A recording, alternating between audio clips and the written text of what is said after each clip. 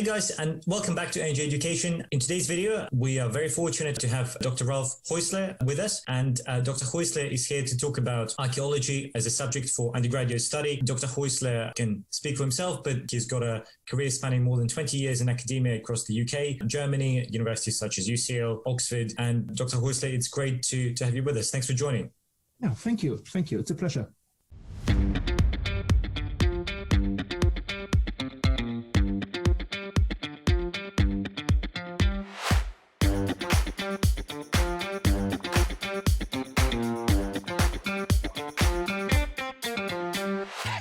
Dr. Haussler, can you first of all tell us why should someone be interested in pursuing archaeology for undergraduate study? Well, archaeology is such a big subject. I think it provides you with so many opportunities.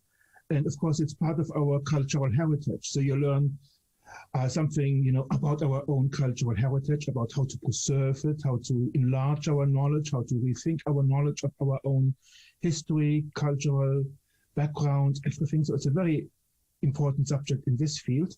And of course, it also gives you lots of tools for later employment. Like what? I mean, outside of being an archaeologist, can you get a career in another industry with archaeology? Yes, I think so, because I think you've got lots of practicals, but it's a combination, isn't it? Archaeology is a combination. It's on one hand very practical, it's also very theoretical, and it's lots of kind of critical work which has to be done as well. So you very much engage with so many different views on ancient scholarship, on scholarship, on archaeological sites, on how to interpret them. You engage with modern concepts about how to interpret the past, which also gets you into anthropology and ethnography. So it makes you think about other cultures and also how to rethink our own existence in the world, you might say. So archaeology gives you so many different views, So you're not just, digging is just one tiny part of it. Most of the work you're doing is really interpreting a site. So what does it actually mean? What does it tell us about other societies, wherever you are? So, I think digs are usually taking place, not just in Britain, but you have digs all over the world nowadays at most universities. So you might be digging in the Caribbean or, in Russia or somewhere in South Africa. So it's a very international subject. So in a way, yes, I should structure my reply a bit more. So archaeology really gives you so many different tools, from knowledge of other cultures. It's an international subject, so you engage with so many different forms of scholarship and sites from across the world. Critical thinking is very important. So again, you have to summarize, like in many other humanities subjects, you have to summarize very well, very complex data. So this really is also a tool which you can use for so many other jobs afterwards. So I think it gives you a wide range of skills, I would say. No. You can do so many different things. Yes. Wow, that's great. And Dr. Haussler, can you just talk us through a little bit your career and which universities you worked with in terms of your archaeology background? Yes, well, I did start originally at Frankfurt University, actually a long time ago, with Roman archaeology, classical archaeology, prehistory. Then I moved to the Institute of Archaeology in London, which is part of UCL, University of London, and which is just an amazing institution. This is why I went there. So you've got archaeologists on 7 floors, 60, 70 members of staff or so, they cover just everything. Then I worked at Oxford as a research assistant after my PhD. When I went down to an archaeology lab in the south of France at Montpellier. Then I was working 10 years in Germany at the university, and then in Wales the last 8 years or so. Right. And how can archaeology is not, at least in the UK, not a subject you ordinarily study at school. So how can, obviously, a student applying to university in the UK needs to write a personal statement. So what can you put into the personal statement when you've never studied this in your school?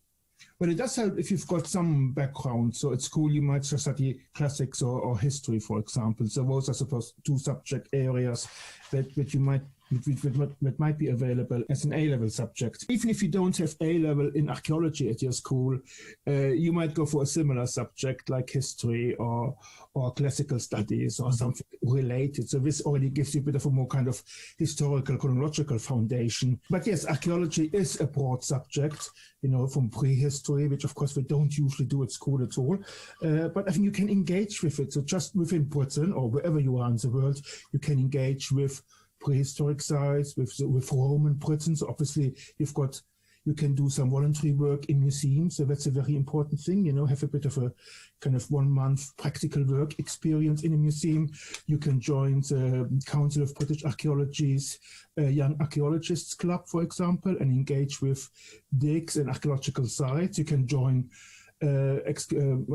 activities with like the National Trust, English Heritage, CADU, and all the others. So there are there's so many different things you can do. I suppose you can also go and create your own archaeological society at school if you don't have one. So this engagement with actually, experiencing sites, going to digs, there's so many things you can already do at a young age when you are 16, 17, 18, before you go to university. And I think this is something you should be doing because it's a fascinating subject. So we need more people who do archaeology. There's a real need to do more archaeology in a way. And remember, it's so vast and broad nowadays. So it's not just, we only do Roman Britain or we just do some prehistoric hill force or so. So nowadays you might be digging the most exotic sites from all possible periods. And of course it goes up to historic times, medieval archaeology, modern history, industrial archaeology. So it's a very broad subject and no A-level subject can ever introduce you to everything. Yeah. But having a good experience already during your period of time at school, I think, is important for your personal statement. I think this year we're recording this in February 2021. Yes. I think in the coming years there'll probably be an avalanche of archaeology applicants after people watch the Netflix film The Dig, which I've seen and I thought it was fascinating and just an amazing discovery. But Dr. Haussler, just coming back to this, so. Okay, let's say I'm 16, 17, and maybe I have some sort of archaeological work experience or activities. Maybe I don't. So I do reading, I do an online course. Yep. I apply through you guys. How do I best prepare, for interviews? So at an Oxford interview, for example, what would a Don look at, from an applicant? How can I answer questions on archaeology when, I've never studied it? Yes, that's a very good question. Yes, I think... Yes, we'll probably, if you go to Oxford, you're going to have an interview where we will show you something and we want you to interpret it. So this can be like an object, like a coin or pottery or a nice relief or sculpture. So it's a very wide range of things we could show you, and you won't be really fully prepared for this. The important thing is to practice how you might be able to interpret just any object. So that's something which I've done in the past with prospective students who had interviews in Oxford, where you can kind of think about, okay, now we've got this interesting Roman coin, how can we interpret this? Now we've got this interesting type of pottery, kind of black figure pottery from the Greek period, and you go, what can we do with it? How can we interpret the scene? And you can make connections perhaps with Greek myth and elite culture, and it comes from a funerary context. So it's kind of a practice of trying to think about how can I actually practice those different kinds of, how can I interpret them? How can I interpret archaeological questions? To see connections. I think that's very important, to see connections between different areas of human activity, between different cultures. So I think certain things you can practice even on your own, even if you don't have any lecturer or teacher to go to. No, it makes sense. And even, every week I receive messages, or my colleagues receive messages, or even comments on this channel, how even stuff just going on YouTube, A&J Education YouTube channel is just one, but there are other resources. And if you have internet access, that you can find if you just prepare to put in the time. There's definitely stuff out there that you can look, podcasts, YouTube videos, books. Some of them are free or very cheap on Amazon, Kindle books that you can download. So local library have materials, school libraries have materials. So there is stuff out there. And I thought it was interesting what you said, that you will not necessarily be fully prepared for the interview, right? Or for the process, because they know that you're 16, 17, 18 and you've never studied this before, right? So it's not necessarily about showing what you know, but rather demonstrating how you can analyze the material that's given to you, right? And interpret it. I have the feeling that Oxford is very much about this kind of, they want to test your intellectual capacities. So they don't want to just check your knowledge. So that's just boring. So you might know a lot, you might have learned a lot to prepare for the interview, you might have looked at all possible things, but I think they probably want to really go and challenge you. Yeah. And that's it. So how do you react with something completely different? And I think that's an interesting way of doing it. So you can't really say anything wrong.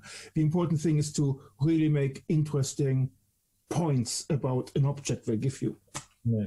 But of course, we might also give you a piece of text to read, wanting you to understand it and how to interpret this. So yes, it's a good way to actually go and read some archaeological reports and some interesting archaeology books, so proper academic books to understand the language. And as you say, so many things nowadays you get free because many school libraries, they also sign up with like JSTOR and other journals, for example. On Academia, Edu, you also get lots of stuff free of charge as well. So there's so many resources you can use nowadays. Yeah, and even for those, those guys who are watching it, you can go on Google Scholar, which is scholar.google.com, and just type in archaeology, and you can see, okay, due to date range from 2021 going back to, let's say, 2010, in the last 11 years, with a keyword could be Britain or Germany or, I don't know, South Africa, whatever it is, you can see all the articles and you can read the summaries for free, even if you don't have the access to the article.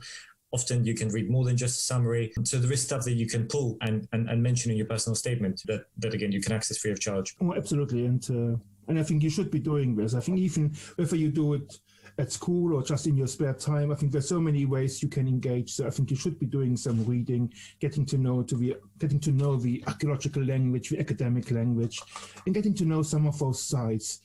So beware of some non-academic sites, especially when it comes to archaeology. Some people also write a lot of rubbish. So beware of some books when it comes to like places like Stonehenge or so. So really try to focus on, this has been written by an academic professor at, I don't know, UCL or Oxford or so.